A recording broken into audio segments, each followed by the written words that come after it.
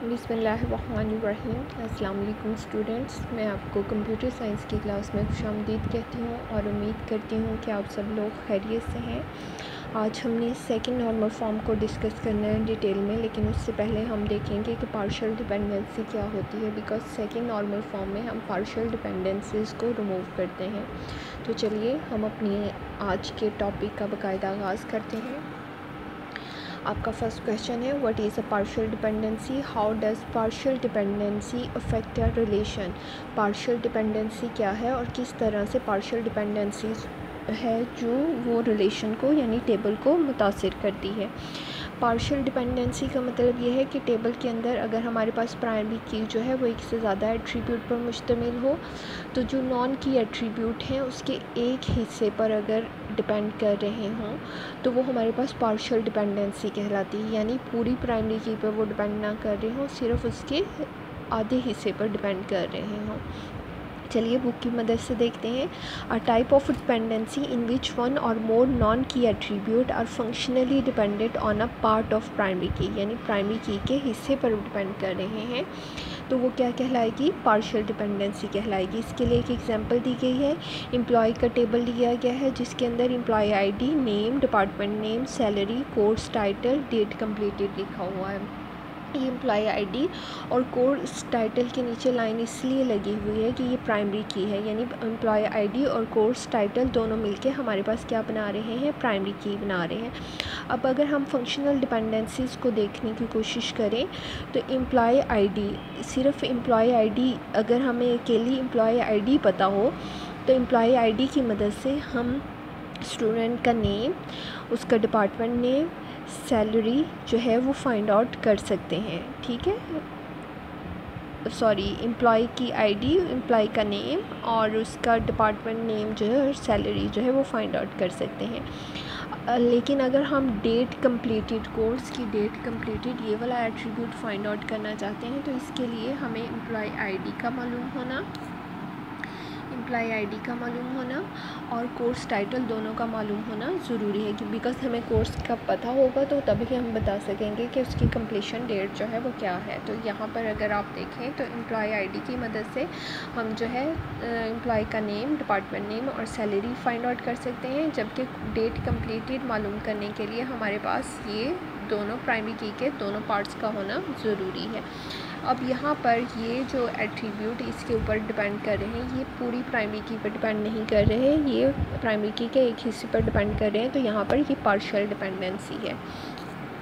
अब ये इसी चीज़ को यहाँ पर बता रहा है, the non key attribute name, department name and salary are functionally dependent on a part of primary key, that is a employ ID, यानी एम्प्लॉय आईडी पर सिर्फ डिपेंड करें। They are not functionally dependent on a complete key, वो पूरी primary की पर depend नहीं कर रहे। पूरी प्राइमरी की क्या थी, एम्प्लॉय आईडी और कोर्स टाइटल दोनों को मिलाकर बन रही थी। It is also called the partial dependency, इस चीज़ को हम पार्शियल डिपेंडेंसी भी कहते हैं। The partial dependency in above relation create a redundancy, इसकी मदद से रिडेंडेंसी क्रिएट होती है टेबल के अंदर। It result in a certain database anomalies, इसकी वजह से डेटाबेस के अंदर कई तरह की अनॉमलीज क्रिएट होती हैं। When the relation is updated, जब रिलेशन को अपडेट किया जाता है तो इसके लिए सबसे पहले जो अनॉमली हमारे पास क्रिएट होती है वो इंसर्शन अनॉमली है। कहते हैं suppose a new course program is to be inserted in a relation, हम टेबल के अंदर एक नया कोर्स जो है वो ऐड करना चाहते हैं। The new course title can not be inserted without inserting a employ ID, जब तक हम एम्प्लॉय आईडी ऐड नहीं करेंगे हम नया कोर्स ऐड नहीं कर सकते। As a primary key consist of a employ ID and course title, क्योंकि हमें पता है कि प्राइमरी की जो है वो मुश्तमिल है किन दो पर, एम्प्लॉय आईडी पर और कोर्स टाइटल पर। उसके बाद हम देखते हैं कि हमारे पास डिलीशन अनॉमली किस तरह से क्रिएट होती है। Suppose the record of employ ID 140, हम 140 एम्प्लॉय का रिकॉर्ड जो है वो डिलीट करना चाहते हैं। The data of MS Excel will also be deleted along with that employ, यानी जब आप 140 एम्प्लॉय का डेटा डिलीट करने की कोशिश करेंगे तो इसका कोर्स टाइटल वाली डिटेल जो है वो भी डिटेल साथ ही डिलीट हो जाएगी। ठीक है, कि उसका कोर्स टाइटल वो भी साथ ही डिलीट हो जाएगा। उसके बाद मॉडिफिकेशन अनोमली है। Suppose the name of employ ID 100 is to be updated. हम 100 ID का जो एम्प्लॉय है उसका नेम जो है वो अपडेट करना चाहते हैं, अहमद से अहमद अली करना चाहते हैं। It require to update all the records where employ ID 100 appears. जहाँ जहाँ एम्प्लॉय ID 100 अपीयर होगा वहाँ वहाँ हमें चेंज करना पड़ेगा। It may result in inconsistent data in a relation. अगर आप एक जगह पे चेंज कर दोगे, बाकी की जगहों पर चेंज नहीं करोगे जहाँ पर एम्प्लॉय ID 100 अपीयर हो रहा था, तो उस केस में हमारे पास डेटा क्या हो जाएगा, इनकन्सिस्टेंट हो जाएगा, बिकॉज वो तमाम जगहों पर एक जैसा नहीं रहेगा। तो ये हमारे पास अनोमलीज़ थी। इन अनोमलीज़ को ख़त्म करने के लिए हम क्या करेंगे, अपने रिलेशन को कन्वर्ट करेंगे सेकेंड नॉर्मल फॉर्म में। आइए देखते हैं कि सेकेंड नॉर्मल फॉर्म क्या है। What are the condition for relation to be in second normal form? Second normal form के कन्वर्ट करने के लिए क्या क्या कंडीशन है, गिव एग्जांपल, उसकी एग्जांपल दें। तो देखते हैं कि सेकेंड नॉर्मल फॉर्म में कन्वर्ट करने की क्या कंडीशन है। Relation is in second normal form if it is in first normal form. Second normal form में कन्वर्ट करने की पहली शर्त तो यह है कि आपका टेबल जो है वो फर्स्ट नॉर्मल फॉर्म में होना चाहिए। And every non key attribute fully functionally dependent on a primary की। इसका क्या मतलब है कि हमें टेबल के अंदर से पार्शियल डिपेंडेंसी रिमूव करनी पड़ेगी, बिकॉज यहाँ पर कंडीशन है कि हर नॉन की एट्रीब्यूट जो है वो फुली फंक्शनली डिपेंड हो, पार्शियली डिपेंड ना हो। All non key attribute must depend on all part of a primary की। जितने भी नॉन की एट्रीब्यूट हैं वो प्राइमरी की के तमाम पार्ट्स पर डिपेंड कर रहे हों। तो condition for a second normal form, the primary key consist of a only one attribute. Second normal form में कन्वर्ट करने के लिए क्या करना पड़ेगा कि प्राइमरी की सिर्फ एक एट्रीब्यूट पर मुश्तमिल हो। Number 2, no non key attribute exist in the relation. कोई भी नॉन की एट्रीब्यूट जो है टेबल के अंदर ना हो।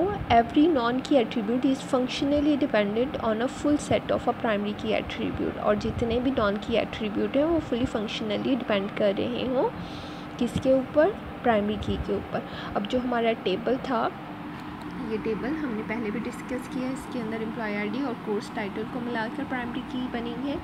क्या अब इसके मुतालिक, इस टेबल के मुतालिक क्या कहता है, the above relation contain different redundancies. इस टेबल के अंदर मुख्तलिफ तरह की रिडंडेंसीज हैं। The relation can be expressed in shorthand notation as follow. हम उस टेबल को इस तरह से लिख सकते हैं, यानी इसके अंदर इस तरह से लिखा जा सकता है शॉर्ट हैंडली, यानी आसान तरीके से। अब इसके अंदर ये डिपेंडेंसीज हैं, ये हमने पहले भी पढ़ लिया कि एम्प्लॉय ID की मदद से हम नेम, डिपार्टमेंट नेम, सैलरी को फाइंड आउट कर सकते हैं, और डेट कंप्लीटेड को हमने अगर मालूम करना हो तो हम एम्प्लॉय ID और कोर्स टाइटल की मदद से मालूम करेंगे। अब क्या कहता है कि the non key attribute name, department name and salary are functionally dependent only on employ ID। ये सिर्फ एम्प्लॉय ID पर डिपेंड कर रहे हैं, जो कि सेकेंड नॉर्मल फॉर्म को फुलफ़िल नहीं कर रहा है। They are not functionally dependent on a complete key. वो पूरी प्राइमरी की पर डिपेंड नहीं कर रहे। Functionally dependent on a part of primary key is called a partial dependency. इसको पार्शियल डिपेंडेंसी कहा जाता है। इसके बाद हमारे पास कि इसकी वजह से the partial dependency in above relation create a redundancy. इसकी वजह से रिडंडेंसी प्रोड्यूस होती है। It result in the database anomalies when the relation is updated. ये वही वाली अनोमलीज हैं जो हमने पार्शियल डिपेंडेंसी में पीछे पढ़ी हैं, यानी उसी को पहले वो एक्सप्लेन कर रहा है कि इस टेबल के अंदर हमारे पास ये अनोमलीज आई हैं। तो ये मैं पीछे अभी डिस्कस करके आई हूँ। अपने टेबल को फर्स्ट नॉर्मल फॉर्म में कहते हैं कि ये all partial dependencies attributes are removed and place in another relation when a relation is converted from a first normal form to second normal form. अगर हम चाहते हैं कि हम अपने टेबल को पहली नॉर्मल फॉर्म से सेकंड नॉर्मल फॉर्म में कन्वर्ट करें तो हमें तमाम पार्शियल डिपेंडेंसीज रिमूव करनी पड़ेंगी। The decomposition must satisfy one above mention condition. इसके लिए हमें अपने टेबल को डीकम्पोज करना पड़ेगा, यानी उसको पार्ट्स में डिवाइड करना पड़ेगा। तो जो हमारे पास टेबल दिया गया था पीछे, ये जो टेबल दिया गया था इसको हम जो है 2 हिस्सों में डिवाइड कर लेंगे। एक में वो वाले एट्रीब्यूट लिख लेंगे जो कि सिर्फ एम्प्लॉय आईडी पे डिपेंड कर रहे हैं। तो ऐसा ही यहाँ पर किया गया है। हमने एम्प्लॉय का एक टेबल बनाया जिसके अंदर employ ID, name, department name और सैलरी के एट्रीब्यूट रख के ये हमारे पास टेबल 1 जो है उससे बन गया, जिसके अंदर employ ID, name, department name और सैलरी आ गया। और दूसरा टेबल जो हमने क्रिएट किया है वो कोर्स का किया है, जिसके अंदर एम्प्लॉय आईडी, कोर्स टाइटल और डेट कंप्लीटेड आ गया। बिकॉज डेट कंप्लीटेड जो है इन दोनों एट्रीब्यूट पर डिपेंड कर रहा था, तो यहाँ पर ये इस टेबल की प्राइमरी की जो है वो बन गई और इसकी बेस पर हमने अपना सेकंड टेबल जो है वो क्रिएट कर लिया। अब ये कहते हैं the primary key in employee relation consist of only 1 attribute. यही है, इसके अंदर एम्प्लॉय के टेबल पर प्राइमरी की सिर्फ एक एट्रीब्यूट यानी एम्प्लॉय आईडी पर डिपेंड कर रही है, और जो हमारे पास कोर्स वाला टेबल है उसके अंदर एम्प्लॉय आईडी जो है वो हमारी 2 एट्रीब्यूट एम्प्लॉय आईडी और कोर्स टाइटल पे है, जो कि कोर्स जिसकी मदद से हम जो है वो डेट कंप्लीटेड मालूम कर सकते हैं। तो the attribute date completed in a course relation is fully functionally dependent on a whole composite key. अब इसमें ये वाला जो एट्रीब्यूट है नॉन की एट्रीब्यूट, ये फुली फंक्शनली इस पर डिपेंड कर रहा है। तो हमारे इस टेबल के अंदर अब किसी भी तरह की कोई पार्शियल डिपेंडेंसी नहीं है। जो भी नॉन की एट्रीब्यूट है वो फुली फंक्शनली डिपेंड कर रहा है पूरी प्राइमरी की पे। It satisfied the third condition. It means that the both relation are in a second normal form. इससे क्या हुआ कि हमारे दोनों टेबल जो नए टेबल क्रिएट हुए हैं, ये टेबल नंबर 2 है और ये जो हमारा टेबल नंबर 1 था, 1 एंड 2, ये दोनों अब किस में आ गए, सेकेंड नॉर्मल फॉर्म में कन्वर्ट हो गए। इनके अंदर से पार्शियल डिपेंडेंसीज जितनी भी थी वो ख़त्म कर दी गई हैं और टेबल हमारा सेकेंड नॉर्मल फॉर्म में आ गया है। अब इससे रिलेटेड आप लोगों के कोई भी क्वेश्चंस हैं, कोई भी क्यूरी है, कोई चीज़ नहीं समझ आई तो आप लोग मुझसे पूछ सकते हैं। नेक्स्ट लेक्चर के लिए अल्लाह हाफिज़।